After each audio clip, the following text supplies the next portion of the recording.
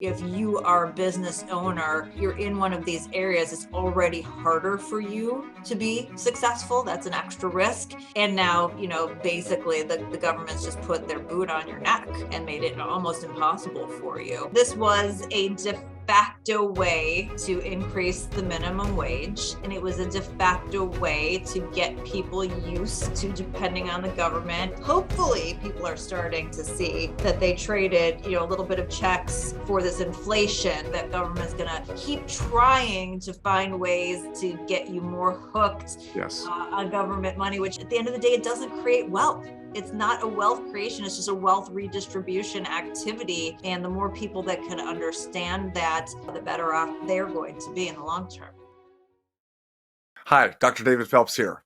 I'm proud to announce the release of my newest book, Inflation, the Silent Retirement Killer. I started my real estate investing portfolio back in 1980, during a time when inflation was running at 14.8% and the federal funds rate was at a high of 20%. This after a decade of hyperinflation in our country, along with a very anemic economy called stagflation. Now look where we are today. We have hyperinflation again, moving that direction. We have interest rates going up, possibly triggering a recession. Could be back to the 80s. I know how to navigate these times. I've done it. I built my whole portfolio during times of a lot of volatility. In my book, I've packed it full of information about how fiat currency can undermine the hard work and the wealth that you've tried to create. You've got to do things differently to protect that wealth going forward and the wealth generation you hope to pass on to your heirs. You can download a digital copy of my book for free at inflationbook.com. That's inflationbook.com. Author Vita Van Caspel once wrote, "Inflation takes from the ignorant and gives to the well-informed." You want to be well-informed in this case. This is what I call the great wealth transfer. Be sure you're on the receiving side, not the giving side. Download a free copy of my book at inflationbook.com. A little nuance about my industry, dentistry, and it's probably not that different from many others, but a lot of us went into medicine or dentistry because we wanted to be independent and have our own clinic, our own practice.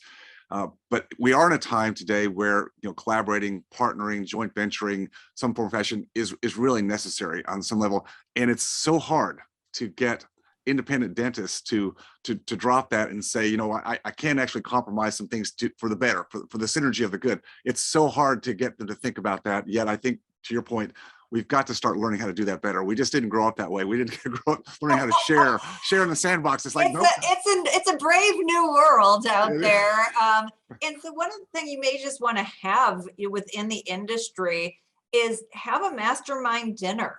Have a bunch of people that you respect, sit around, go to a nice steakhouse, have some wine if that's your thing, or bread if you're like me, and sit and sift through these things and find out where are these places where you may be able, maybe things like equipment that is underutilized, right? Where do we all really need to make this investment, or is there a way to kind of share the love?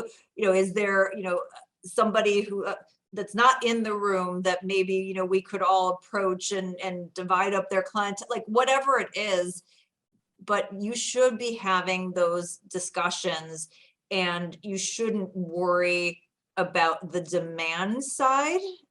In fact, I think particularly in dentistry, and I would say this for anything that's more of an elective medical, really any medical thing that wasn't COVID, there is pent-up demand because there are people that put off doing these things during the last couple of years, and the shift in spending that we're going to see is going to move from goods, which is what was, really hot when everybody was cooped in their house and they couldn't utilize services, to, probably in the back half of this year, very service heavy.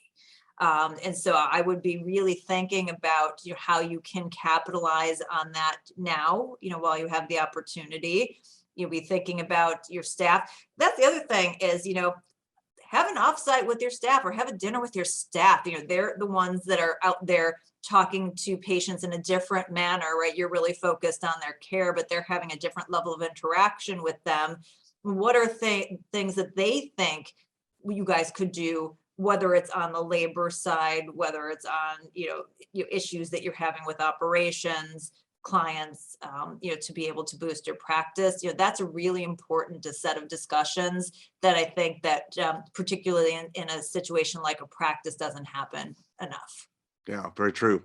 I was just thinking you're talking about the movement from goods to services, and yeah, we're all paying a price. And I'm thinking, my wife and I, we're not traveling internationally, no cruise ships. So maybe I go back and get my teeth and my hair done, and just might as well just put some emphasis on myself. I'm being a little bit sarcastic here, but you're right. That's a tendency. Like if we're going to pay a price, then we've got this capital. If you got the stimulus money or whatever you're sitting on right now, the pent-up demand is there for sure for those companies, those businesses that can serve that. Carol, something you mentioned also is you mentioned that small businesses and individuals who are very vulnerable, bore substantial costs, extra substantial costs due to the government's economic and civil injustices. You said vulnerable communities may take a decade or more to recover. Can you give us a little bit of insight about that? Like what kind of communities and what are they going to have to do to overcome what's been done to them by this pandemic response? This has been just an epic failure in terms of, the government likes to tout inequality, which normally drives me crazy because merit-based inequality is, part of life. But this is inequality that's driven by government mandates. And as you alluded to in the beginning, and I underscored, this was the biggest driver of inequality in history, and all done at the government's expense. So if you think about our most vulnerable communities, those that have more poverty, usually are in urban or more rural areas. The things that they endured in terms of they're people who don't have a lot of access to capital to start with.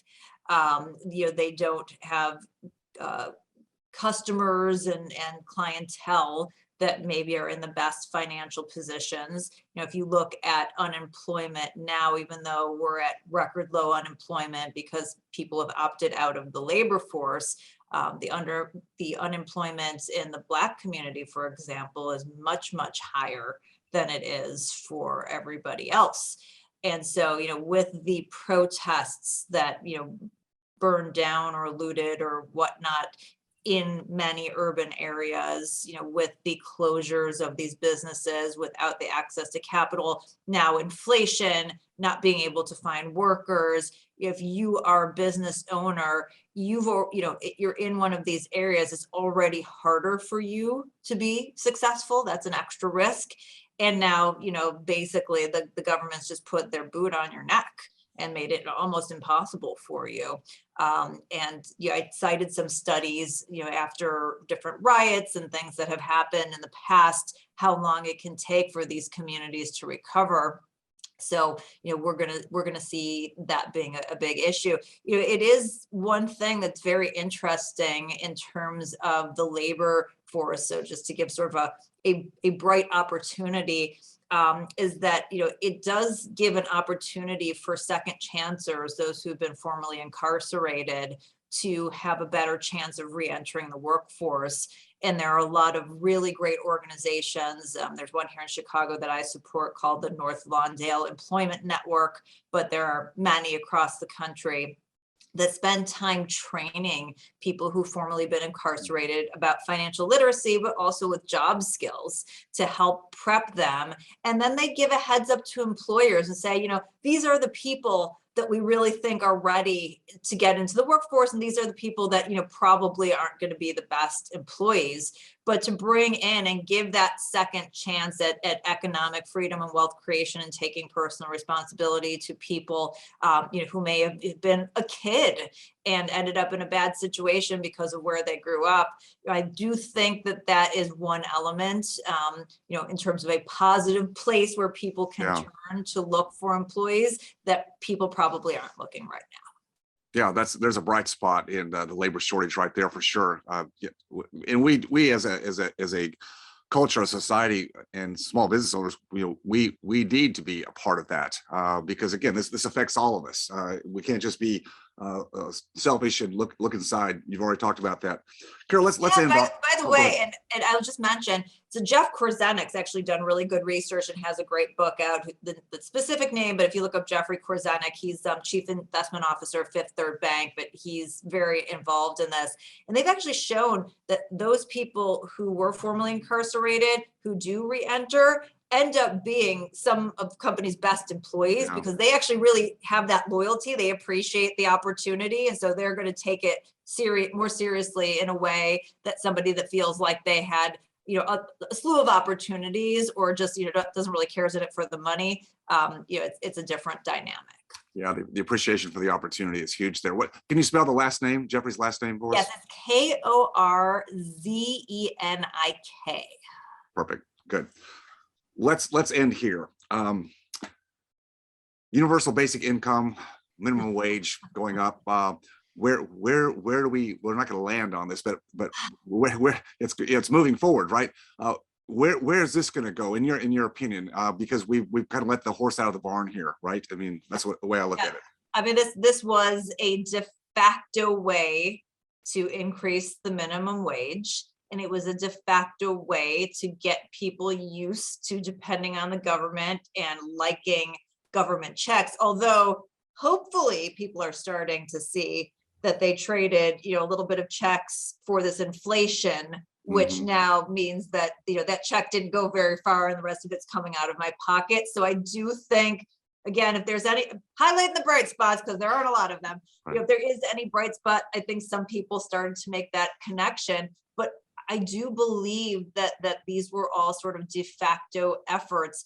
The minimum wage discussion is moot now because the people who are fighting for 15, we've got restaurants that can't hire for $20 or $22 an hour. So like that's gone by the wayside.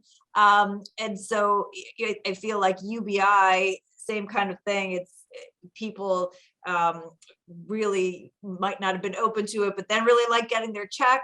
Now they're paying the price for that. So we'll see if it's, if it really has that same cachet long term. But, boy, that government's going to keep trying to find ways to get you more hooked on government money, which again, isn't government money. It's either our money or it's printed money, which devalues your money. And at the end of the day, it doesn't create wealth.